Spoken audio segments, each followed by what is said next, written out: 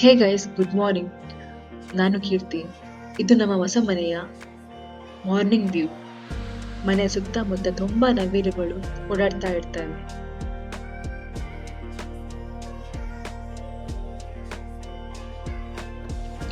ನಮ್ಮ ಮನೆ ಜಂಕ್ಷನ್ಗಿಂತ ಸ್ವಲ್ಪ ಒಳಗಿರುವ ಕಾರಣ, ಅಲ್ಲದೆ ಗದ್ದೆ ಮತ್ತೆ ತೋಡು ಪ್ರದೇಶವಾದ ಕಾರಣ ಇಷ್ಟೊಂದೆಲ್ಲ ನವಿಲುಗಳನ್ನು ನಮ್ಗೆ ನೋಡ್ಲಿಕ್ಕೆ ಸಿಗ್ತಾ ಉಂಟು. ಆಕ್ಚುಲಿ ಅದನ್ನ ನೋಡ್ತಾ ಇದ್ರೆ ಸಮಯ ಕಳೆದದ್ದೇ ಗೊತ್ತಾಗೋದಿಲ್ಲ, ಅಷ್ಟೊಂದು ಮನಸ್ಸಿಗೆ ಉಲ್ಲಾಸ ಆಗ್ತದೆ.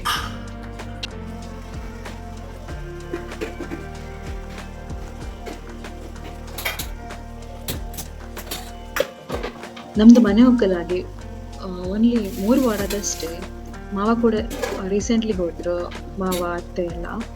ಸೊ ಹಾಗಾಗಿ ಪ್ರೆಸೆಂಟ್ಲಿ ನಾವೀಗ ನಾನು, ಹಸ್ಬೆಂಡ್ ಮತ್ತೆ ನನ್ನ ಮಗ ಈ ಮನೆಯಲ್ಲಿದ್ದೇವೆ. ನಮ್ದು ಹತ್ತಿರದ ಮನೆಗೆ ಅತ್ತೆ, ನನ್ನ ಹಸ್ಬೆಂಡ್ ಇದ್ದು ಆಂಟಿ ಇದ್ದಾರೆ. ಸೊ ಆಂಟಿ ಮತ್ತೆ ಅವರ ನನ್ನ ಇನ್ನೊಂದು ಅತ್ತೆ, ಸಣ್ಣ ಅತ್ತೆ, ಮತ್ತೆ ಅವರ ಮಗಳಿದ್ದಾರೆ. ನನ್ನ ಮಗನಿಗೆ ನಿನ್ನೆ ತುಂಬಾ ಹುಷಾರಿರ್ಲಿಲ್ಲ. ಸೊ ಮಕ್ಕಳಿಗೆಲ್ಲ ಆಗ್ತಾ ಇರ್ತದಲ್ಲ ಕಂಟಿನ್ಯೂಸ್. ಇವನಿಗೆ ವಾಂತಿ ಮೇಲಿತ್ತು. ಹಾಗೆ ನಾನು ನಿನ್ನೆ ಡಾಕ್ಟರ್ ಹತ್ರ ಕರ್ಕೊಂಡು ಹೋಗಿದ್ದೆ. ಅವ್ರು ಹೇಳಿದ್ರು ಅದು ನಾರ್ಮಲ್, ಅಲ್ಲಿ ಸ್ವಲ್ಪ ಹುಳದ್ದೆಲ್ಲ ಮೆಡಿಸಿನ್ ಕೊಡ್ತೇನೆ, ಅದನ್ನು ಕೊಡಿ, ಮತ್ತೆ ಸ್ವೀಟ್ಸ್ ಎಲ್ಲ ಚಾಕ್ಲೇಟ್ಸ್ ಎಲ್ಲ ಕೊಡೋದು ಕಮ್ಮಿ ಮಾಡಿ ಅಂತ ಹೇಳಿದ್ದಾರೆ. ಹಾಗೆ ನಾವು ಚಾಕ್ಲೇಟ್ಸ್ ಅಂತ ಎಂತ ಕೊಡ್ತಾ ಇಲ್ಲ. ಸೊ ಆದಷ್ಟು ಕಂಟ್ರೋಲ್ ಮಾಡುವಂತಿದ್ದೇವೆ. ಹಸ್ಬೆಂಡ್ಗೆ ಊಟ ಕೊಟ್ಟು ನಾನು ಊಟ ಮಾಡಿ ಮತ್ತೆ ಮಗನಿಗೆ ಊಟ ಮಾಡಿಸಿ ನಾನು ಈಗ ಅವನನ್ನು ಮಲಗಿಸುವ ಅಂತ ಹೇಳಿ ಟ್ರೈ ಮಾಡ್ತಾ ಇದ್ದೆ. ಸೊ ಅವನಿಗೆ ಮಲಗುವಾಗ ನಾನು ಮೊಬೈಲೆಲ್ಲ ಎಡಿಬಾರ್ದಂತೆ, ಮೊಬೈಲನ್ನು ತೆಗೆದು ಬಿಸಾಡ್ತೀನಿ ಅಂತ ಅವನು ಹೇಳ್ತಾ ಇದ್ದ. ಹಾಗೆ ನನ್ನ ಹತ್ರ ಜಗಳ ಮಾಡಿ ಮಾಡಿ ಮಾಡಿ ಕೊನೆಗೆ ಮಲಗಿದ. ನಂಗೆ ಕೂಡ ಅಲ್ಲೇ ಸ್ವಲ್ಪ ನಿದ್ರೆ ಬಂತು. ಬೆಳಗ್ಗಿನಿಂದ ಕಂಟಿನ್ಯೂಸ್ ವರ್ಕ್ ಇತ್ತು, ಹಾಗೆ ಸ್ವಲ್ಪ ಹಾಗೆ ನಿದ್ರೆ ಬಂದು ಮಲಗಿದ 3 ಗಂಟೆ ಮಲಗಿದ್ದೆ. ನಿದ್ದೆ ಬಂದು ಸ್ವಲ್ಪ ಎಚ್ಚರಿಕೆ ಆಗುವಾಗ 4 ಗಂಟೆ ಆಗಿತ್ತು. ಸೊ ಹಾಗೆ ನೋಡಿದ್ದೆ ಮಳೆ ಎಲ್ಲ ಸ್ವಲ್ಪ ಕಮ್ಮಿ ಆಗಿದೆ.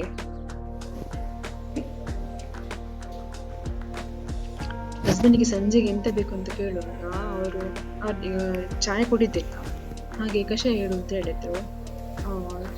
ಕಷಾಯ, ಸೊ ನಾನು ಕಷಾಯ ಇಟ್ಟೆ. ಹಾಗೆ ಈಶದ್ದು ಕಷಾಯ, ಅದು ಪೌಡರ್ ಬರ್ತಾರಲ್ಲ ಅದನ್ನೇ ಇಟ್ಟೆ.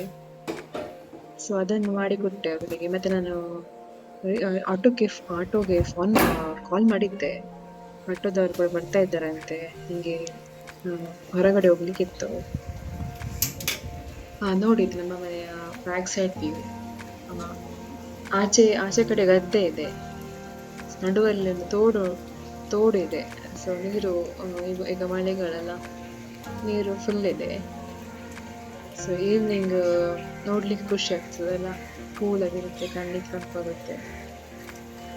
ಸೊ ಈವ್ನಿಂಗ್ ಅಲ್ಲಿ ನೋಡ್ಲಿಕ್ಕೆ ತುಂಬಾ ಖುಷಿ ಆಗ್ತದೆ.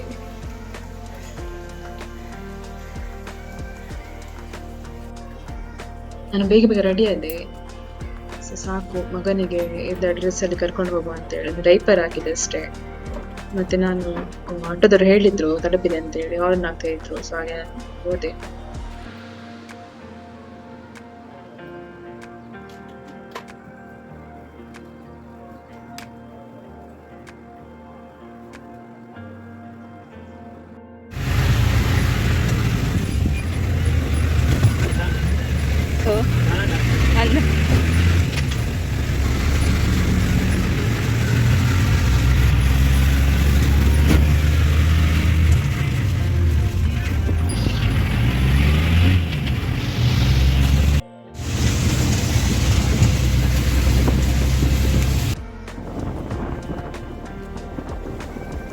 ಈಗ ನಾವು ಮನೆಯಿಂದ ಹೊರಟಿದ್ವಿ.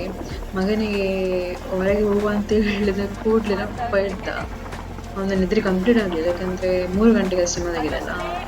ಮಧ್ಯಾಹ್ನ ಮಲಗಿದ್ರೆ ಒಂದು 2-3 ಗಂಟೆ ಮಲಗ್ತಾನೆ. ಕರ್ಕೊಂಡು ಹೋದೆ ನಾನು. ಇದು ನಾವು ಮನೆಯಿಂದ ಹೋಗ್ತಾ ಇದ್ದೇವೆ. ಟ್ರೈನ್ ಬಂದ ನೋಕ ವಿಡಿಯೋ ಹಾಕಂಗೆ.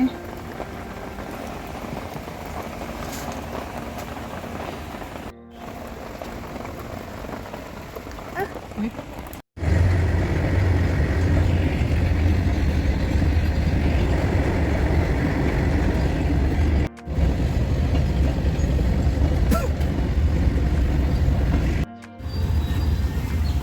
ರಸ್ತೆಯಲ್ಲಿ ಗೇಟ್ ಬಿದ್ದಿತ್ತು.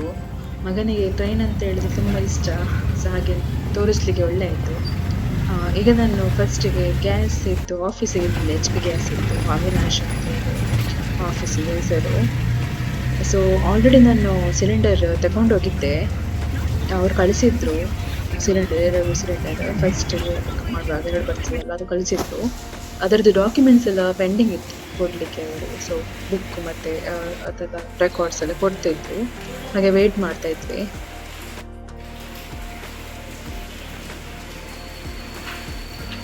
ಅಲ್ಲಿಂದ ಮಗನ ಹೇರ್ ಕಟ್ ಮಾಡಲಿಕ್ಕೆ ಬಂದೆ. ಸೊ ನಾನು ಮಗನನ್ನು ಕರ್ಕೊಂಡು ಬಂದದ್ದು ಮೇನ್ ಆಗಿದ್ದಕ್ಕೆ ಹೇರ್ ಕಟ್ ಮಾಡಲಿಕ್ಕೆ ಅಂತಿದ್ವಿ. ಸೊ ಹೇರ್ ಕಟ್ ಮಾಡುವ ಅಂತೇಳಿ ಬಂದೆ. ಸೊ ಇಲ್ಲಿ ಹೋಗುವಾಗ ರಸ್ತೆಯಲ್ಲಿ ಸಿಕ್ಕಿತ್ತು ಒಂದು ಸೆಲೂನು, ಅಲ್ಲಿಗೆ ಕರ್ಕೊಂಡು ಬಂದರು ಆಟೋದವರು. ಸೊ ಹೇರ್ ಕಟ್ ಮಾಡಿಸಿದೆ. ಮತ್ತೆ ಸೀದಾ ನಾನು ಬಿಯರ್ ಬೇಕರಿ ಬಂದೆ. ಬಿಯರ್ ಬೇಕರಿ ಅಂತ ಹೇಳಿದ್ರೆ ಫೇಮಸ್, ನಮ್ಮ ಊರ ಫೇಮಸ್ ಒಂದು ಬೇಕರಿ ಆ್ಯಂಡ್ ಕೆಫೆ ಕೂಡ ಬರುತ್ತೆ, ತುಂಬ ಒಳ್ಳೆಯದಿದೆ ಕೆಫೆ ಕೂಡ. ಸೊ ಮಗ ಹೇಳ್ತಿದ್ದ ಐಸ್ ಕ್ರೀಮ್ ಬೇಕು ಅಂತೇಳಿ. ಸೊ ಅವನು ಬಿಯರ್ ಬೇಕರಿ ನೋಡಿದ್ರೆ ಸಾಕು ಹೋಗುವ ಅಂತ ಹೇಳ್ತಾನೆ ಹೆಸರು ಕೇಳಲಿಕ್ಕೆ. ಸೊ ನಾನು ಮತ್ತೆ ಮಗ ತಿಂತಾ ಇದ್ವಿ ಐಸ್ ಕ್ರೀಮ್ ಮತ್ತೆ ದೋಸೆ ಆರ್ಡರ್ ಮಾಡಿದ್ರು. ಸಂಜೆ ಎಲ್ಲ ಹಸಿವಾಗ್ತದಲ್ಲ, ಹಾಗೆ ದೋಸೆ ಕೊಟ್ಟೆ. ಇದು ಬಂದ್ಬಿಟ್ಟು ಹೋಟೆಲ್ ಕಾರ್ತಿಕ್ ಅಂತ ಹೇಳಿ, ಇದು ಕೂಡ ಫೇಮಸ್ ಇದೆ. ಬಿಯರ್ ಬೇಕರಿಲಿ ಒಂದು ವೆಜ್ ಇರುತ್ತೆ, ಇಲ್ಲಿ ನಾನ್ ವೆಜ್ ಕೂಡ ಇದೆ. ಸೊ ಇಲ್ಲಿಗೆ ಬಂದಿದ್ವಿ ಮನೆಗೆ ಕೊಂಡೋಗುವ ಅಂತ ಹೇಳಿ, ಬಿಕಾಸ್ ನೈಟಿಗೆ ತಮ್ಮ ಮತ್ತೆ ಬರ್ತಾ ಇದ್ದಾರಂತೆ. ಸೊ ಹಾಗೆ ಕೊಂಡೋಗುವ ಅಂತೇಳಿ ಬಂತೆ. ಅಲ್ಲಿಂದ ನಾನು ಗ್ರಾಸರಿ ಶಾಪ್ ಹೋದೆ. ಜಂಕ್ಷನಲ್ಲಿ ಒಂದು ಗ್ರಾಸರಿ ಶಾಪ್ ಇದೆ, ಇಲ್ಲಿ ಎಲ್ಲ ಸಿಗುತ್ತೆ A to Z. So list ready ಮಾಡಿದ್ದೆ ಆಲ್ರೆಡಿ ನಾನು. ಸೊ ಅದಕ್ಕೆ ಅದೇ ಹೀಗೆ ಈಸಿ ಆಯಿತು, ಅದಕ್ಕೆ ಕೂಡಲೇ ತೆಗಿಲಿಕ್ಕೆ ಆಯಿತು. ಸೊ ಲಿಸ್ಟ್ ಎಲ್ಲ ಬೇಗ ಬೇಗ ಹೇಳಿದೆ ಅವರಿಗೆ, ಅವರೆಲ್ಲ ರೆಡಿ ಮಾಡಿದ್ರು. ಮತ್ತು ಅವ್ರ ಹತ್ರ ಹೇಳಿದ್ರು ರಿಕ್ಷಾ ಆಟೋ ಕರೀಲಿ ಅಂತ ಹೇಳಿ, ಬಿಕಾಸ್ ಮಗು ಕಾಯ್ದಿದ್ದಾನಲ್ಲ.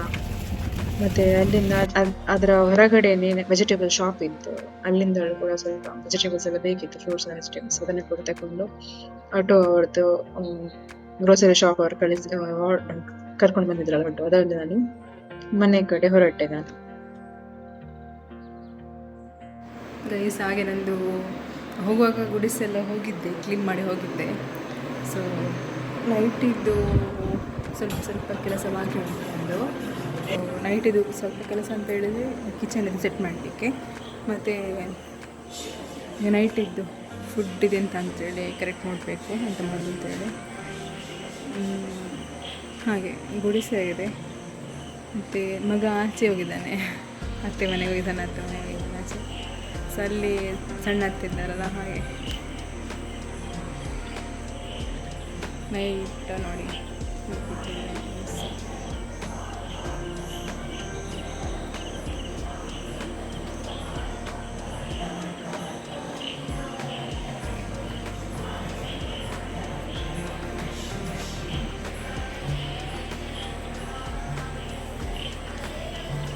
ನನಗೆ ಇನ್ನು ಫ್ರೆಶ್ ಅಪ್ ಆಗಿ ಮಗನ ಕೂಡ ಸ್ನಾನ ಮಾಡಿಸಿ ಅವನಿಗೆ ಫುಡ್ ಕೊಡಲಿಕ್ಕೆ ಹಾಗೆ. ಇದು ನಮ್ಮದು ದೇವರ ಕೋಣೆ. ನಾವು ಇನ್ನೂ ಕೂಡ ಸೆಟ್ ಮಾಡಲಿಲ್ಲ, ಸೆಟ್ ಮಾಡಬೇಕು ಅಂತ ಇದ್ದೇವೆ. ನಾವು ಆದಷ್ಟು ಮಿನಿಮಲ್ ದೇವರ ಫೋಟೋ ಇಡುವ ಅಂತೇಳಿ ಡಿಸೈಡ್ ಮಾಡಿದ್ದೇವೆ. ಹಸ್ಬೆಂಡ್ ಡಿಸೈಡ್ ಮಾಡಿದ್ದಾರೆ, ಜಾಸ್ತಿ ಎಲ್ಲ ಬೇಡ ಅಂತ, ಎಲ್ಲ ದೇವರ ಮನಸ್ಸಲ್ಲಿ ಇರಲಿ, ಫೋಟೋದಲ್ಲಿ ಬೇಡ ಅಂತೇಳಿ. ಸೊ ಹಾಗೆ ಸೆಟ್ ಮಾಡ್ತಾ ಇದ್ದೇವೆ. ಕಂಪ್ಲೀಟ್ ಆದಮೇಲೆ ನನಗೆ ಫುಲ್ ಮನೆಯದು ಹೋಮ್ ಟೂರ್ ಮಾಡುವ ಆಯಿತು.